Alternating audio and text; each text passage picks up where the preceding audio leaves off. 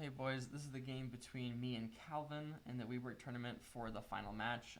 Calvin starts off with the ready the opening because he knew that after 1d4 I'm going to be playing the Dutch, and he knew after 1e4 I'm going to be playing the Caro-Kann. So Calvin said, let's avoid all of that, let's get out of that, and let me do something complicated, because normally when the Dutch defense happens, it's after 1d4, and there's going to be f5, and never play f5, as GM Ben Feingold says.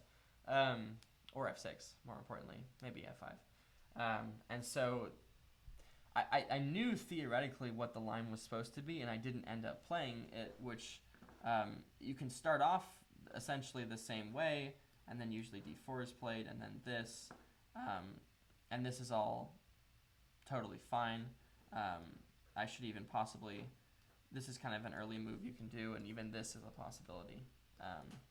But that's kind of suspicious. So I didn't really know enough of it then. I was a little unfresh about it. But then the problem is, because I knew that Calvin was trying to get me out of my prep, I didn't really think that I had any prep, and therefore I made absolutely ludicrous moves.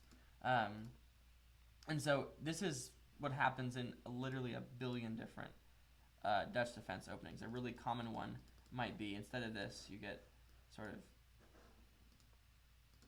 well, I'll even just run with it. This is all completely normal, and it's so obvious that you push here and this happens and you just do this, and you never push this pawn because that's super weakening. But instead I kind of lost my mind, and I was just so worried about the bishop there that I thought, let's get rid of it at all cost. And Calvin takes, which is a great move, and no matter which way I do this, this is just a horrible situation to be in. Tons of weak squares, tons of ideas with pushing the pieces, getting the knight up, going in for early checkmates, all these tactics are here. So like a really simple one would be, well, I'll come back to that. But there's basically just a million moves. And this is a terrible blunder that just gives away all advantage and lets Calvin completely run the game. Now what I should have done is taken here, which would have been way better, because while I have tons of really, really weak light squares, I still have the light square bishop. And even if I want to do just something like this, and these are a lot of moves that Calvin might have played that he did play in the game, like bishop d3, I think, and he played c4, and he put his knight up here. Even if I just do this, like, this isn't great because then you have this Mongo bishop, and I totally get that, but like, I'm going to survive for at least another 20 moves as opposed to like 10, which is what happened. So I took the wrong way with the idea that theoretically is a good rule, always take toward the center, but not always take toward the center when you could, allow devastating mates and ones, basically. Not this particular way doesn't work, obviously, but this is such a bad situation to be in, and white has such good control over all the light squares that it's gonna be bad. So the game goes on here. This is where I got a little stupid because, and frankly, I just saw this happening in a chess game, so I thought, I can do that too, it's similar. There's this person out there who kind of made their own opening where they play a bishop e6 in front of that e-pawn, basically, and it's kind of weird, and I thought, well, it's not the best, and I know objectively that's a bad move, but I thought, maybe if I can get my bishop back over here, these pawns aren't so bad. Maybe now I've got good advantages with this light squared bishop that can go kind of wherever I want in this little nest of pawns and keep things defended, and maybe I'll be able to push e5 and all those things and fix my pawn structure. And basically that just is a terrible idea. Technically I want you to do this, but this still destroyed me. And the problem is I'm going to start getting to a point where it's obvious my goal is to castle queenside, but I'm doing a lot of moves that are making it very difficult for me to accomplish that. The game goes on. I do get my bishop f7, which obviously is the best move because this doesn't seem very good, but that's kind of a given. So I was okay with this because I was like, okay, maybe I got my move here. And I thought, I'll do this. I can unstack my pawns, but more importantly, I'll stack them again, but I'll stack them in the center. I can get my queen up, and I can castle. So an idea would be, if you just play random moves here, that maybe I'm okay.